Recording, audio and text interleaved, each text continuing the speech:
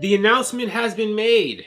Disney is going to release more Star Wars movies. They did say they were going to have a hiatus or cool down, but now we know how long, I guess. They're going to release the first of a new trilogy of Star Wars movies on December 16th, 2022, and they're going to alternate. Take a year off, and, the next year, take a year off and do them every year of the year, and between those years are going to be James Cameron's Avatar movies. So all good, right? I like Star Wars movies. Most of you like Star Wars movies. Awesome. The problem is, though, Warner Brothers has already staked out December 16th, 2022 for Aquaman 2, the sequel to Aquaman 1, which came out this past December, like 21st or 22nd, and was the DCEU's first billion-dollar picture.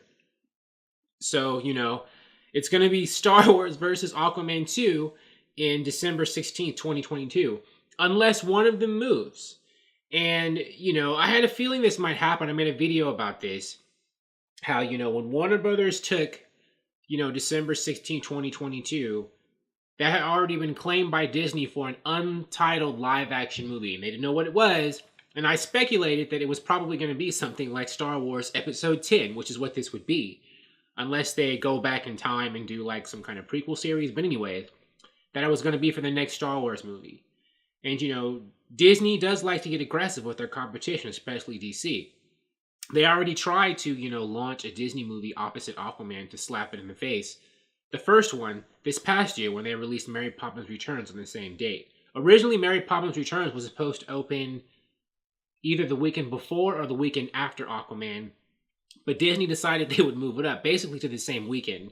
I feel in an effort to punk DC and punk Aquaman and kind of try to cripple it. Didn't work because Aquaman wound up making $1 billion and Mary Poppins Returns flopped. So, it didn't work. A lot of people were expecting, Mary Poppins Returns. I was initially too, and now I feel dumb. They were expecting Mary Poppins Returns to, either severely hurt Aquaman or completely take it out. That didn't happen. And I don't think a lot of people expected Aquaman, even if it was successful, to make $1 billion. And it did. So Aquaman was a huge win for DC and Warner Brothers. I think it reinvigorated, a lot of the creative energy and the confidence in Warner Brothers in the DC side of it going forward. And, they decided to repeat that success by releasing Aquaman 2 on another Christmas. Because I believe the Christmas holiday season is one of the reasons why Aquaman made $1 billion. Because that's just a good time for, a blockbuster movie.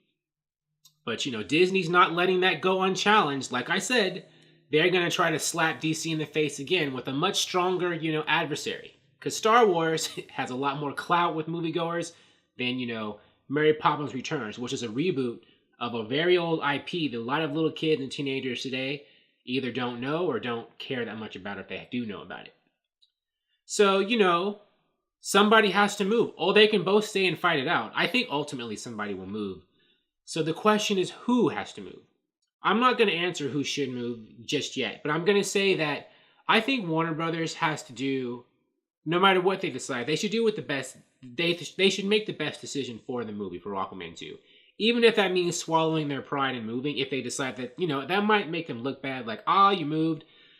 But at the end of the day, you got to make money. That's what's most important. And if that means you got to, turn tail and chicken sometimes, in my opinion, just do it. If you have to. So that leads me to my next point. Should they do it? Do they have to?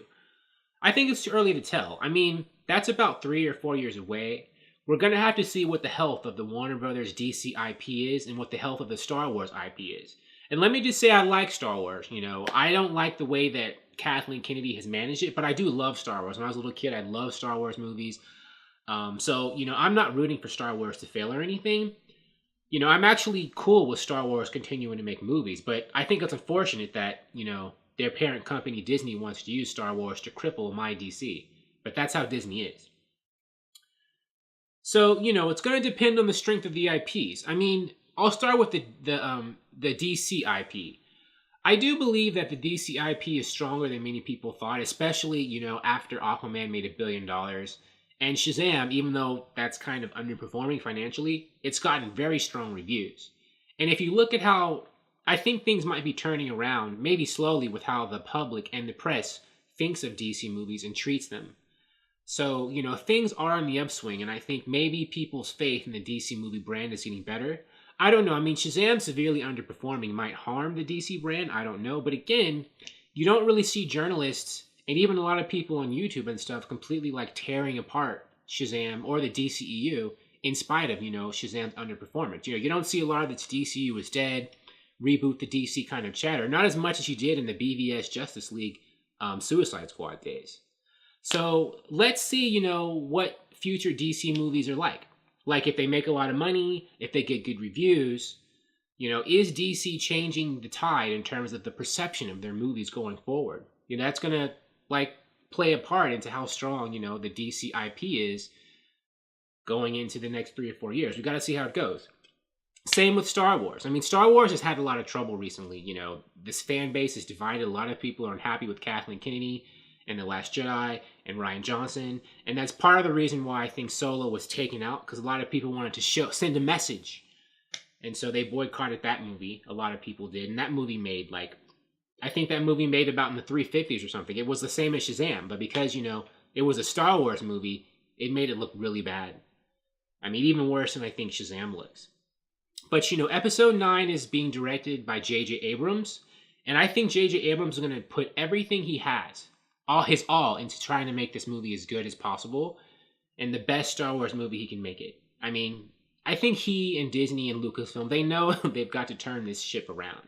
They've got to, change the things in their favor. They have to unite the fan bases, the people who didn't like The Last Jedi and the people who did. They have to get them all together and, be confident. And I think they're going to try to pull out all the stops. I mean, they've already said, but I don't know if they're telling the truth, that Episode 9 is going to be a nostalgia fest.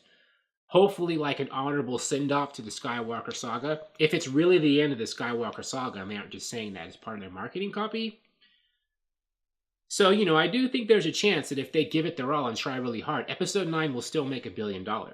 And cross it. And if it clears that, you could say that the Star Wars IP isn't really that bad off. And then we have, a few years of just no Star Wars movies and, with the brand being, I guess, exiled to streaming with these streaming shows. But again, if these streaming shows are good, that will help. I mean, they won't be movies, but they'll be successful shows.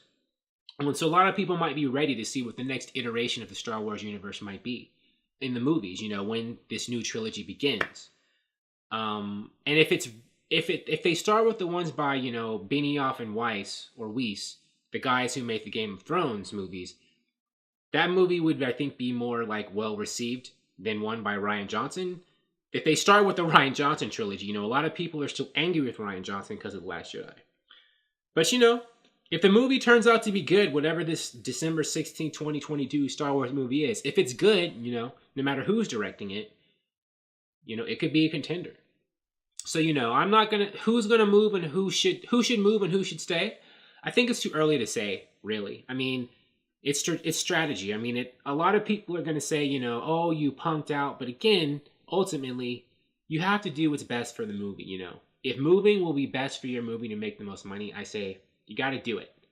But, as to who should make that move, I don't know. I know Disney, is hard-headed. They'll probably never move. They're waiting for Warner Brothers and DC to, push Aquaman somewhere else. Aquaman 2 somewhere else.